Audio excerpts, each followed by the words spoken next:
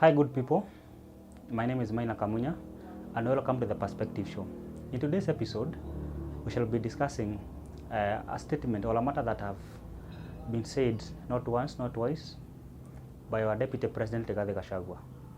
Is he justified on what he is saying? Is he worried? He have said in the recent past that that anybody who from Azimio that want to see the president, they have first of all to pass by his office. He vets them, and if he is satisfied that their intentions are okay, they are right, then he can allow them to see the president. A few days ago, he said that he shall be roaming around State House to ensure that no leader from the opposition, including the Right Honorable Raila Amolo Odinga, that they will not get to the State House through the back door. The question we're asking ourselves, and that we want to put in the perspective is Gachagua justified of his fears? Are his fears valid? Let us take a look back at the history of the handshakes.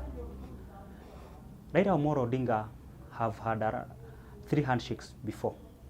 He had a handshake in 2002 with Moi. He had a handshake in 2007 with the former president, the late Mwai Kibaki. He had another handshake, the recent one, with our immediate former president, Uhuru Muigai Kenyatta, that happened on March 2018. And therefore, if we're going to have a handshake maybe tomorrow or a few weeks to come, it will be a new. It won't be a new thing to him. It will not be a new thing to us. Therefore, we want to look at why Gachagua is worried. And there's something that is unique with all these 3 handshakes that have happened between Raila Amolo Odinga and either Moi, Kibaki, or Uhuru Muigai Kenyatta. And that unique issue is this one. Anytime like Raila Amolo Odinga had a handshake, there have always been a casualty. When he did it in 2002, George Saitoti was the casualty, became the casualty. When he did it in 2007, Uhuru Kenyatta and William Samoei Ruto became the biggest casualty. In fact, many people purport that Uhuru Kenyatta and William Samoei Ruto would have been jailed because the push to get them jailed in ICC was coming from Azimio, was coming from Raila and his brigade. That's what most people purport, which we cannot verify and say it is true. But that's what people say for the sake of his political future. That if they were jailed in ICC, he would have an easy time to run for president in 2013. Come to 2018, sorry, when Raila had a handshake with Uhuru Muigai Kenyatta, William Samoei Ruto, who was the deputy president then, became the casualty. He was edged out of government. He became the opposition in government, and we all know what happened. He lost his position. He lost almost his influence, and the relevancy he had in the power in the cabinet and the decision making of the government, he didn't have them anymore. Therefore, Rigathi Gachagua, although there have been clarion calls from the church, from the political class, both in Kenya Kwanza and also in Azimio, to have a handshake, to have a dialogue, to have a talk between the president and the Right Honorable Raila Amolo Odinga for the sake of Kenya and for the sake of the country, because we know and we can verify this. If you go back to history and look at the history of maandamano in Kenya, we can confidently say here that we have not had a maandamano that is void of destruction of property, killings, looting of property, and loss of jobs and other opportunities.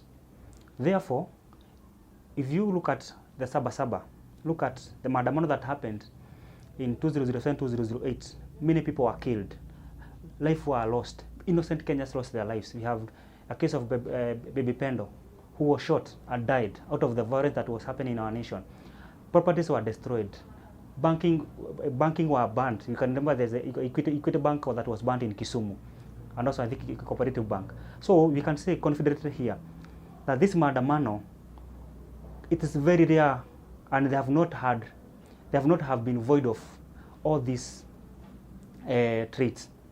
loss of lives, property, looting.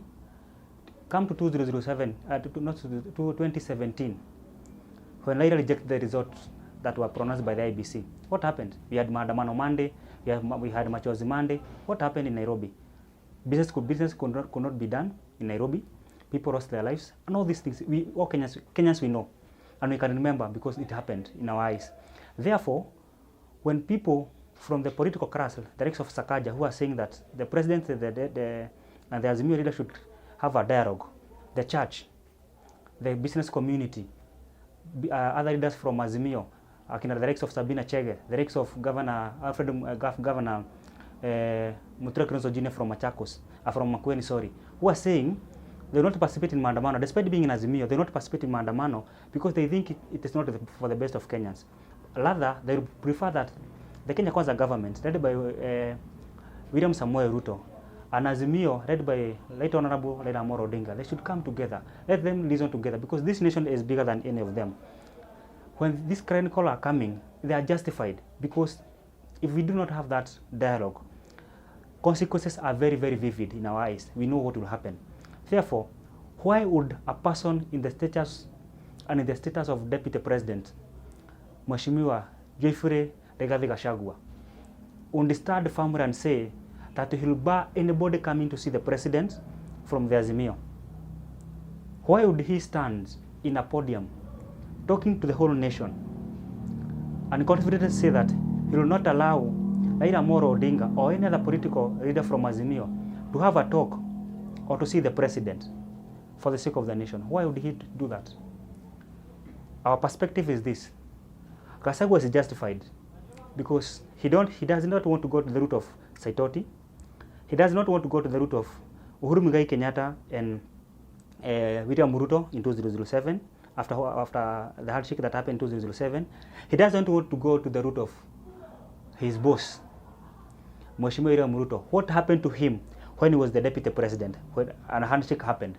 So he knows very well that if a handshake happens between Raila Amolo Odinga and William Samoei Ruto, he is so assured, almost 100% guaranteed, that the consequences will be he'll be edged out of government, he'll lose his influence, and most likely his contribution and participation in the government will be limited to an extent that he might only be ceremonial as the deputy president. Therefore, he is justified to be worried, to be concerned, and to protect his position and his influence. But this would be for the detriment of Kenyans because he'll be protecting his own interest rather than protecting the goal that is bigger than him, that is to ensure a peaceful country that is running, a cohesive nation that is running. Therefore, Gachagua, wherever he is, and whatever he's saying, from the perspective show, we can clearly say that he's protecting his own position, he's protecting his own influence for the sake of his political future. Thank you very much. It's Maina Kamunya. Kindly remember to subscribe, to share, and leave us a comment. Thank you. See you in our next episode.